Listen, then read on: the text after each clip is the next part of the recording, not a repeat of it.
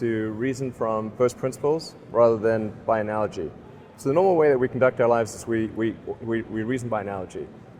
We're doing this because it's like something else that was done, or it's like what other people are doing. Me Too type ideas. Yeah, Slight iterations yeah. on a theme, and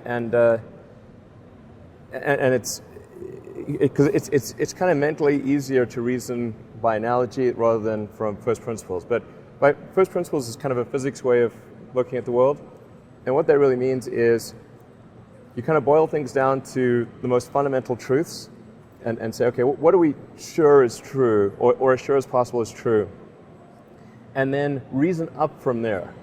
That takes a lot more mental energy. Give me an example of that. Like, what's one thing that you've done that on that you feel has worked for you?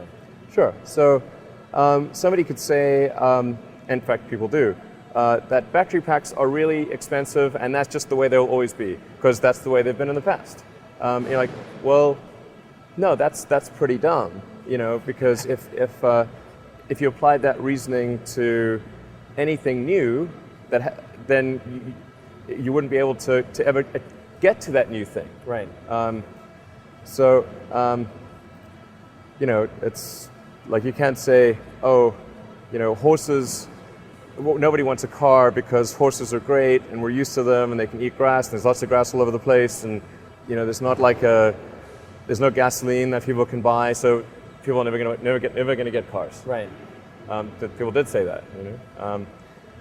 And for batteries, they would say, it's going to cost. Historically, it's cost $600 per kilowatt hour, and so it's not going to be much better than that in the future. And you say, no, okay, well, what are the batteries made of? So first principles would be to say, okay, what are the material constituents of the batteries?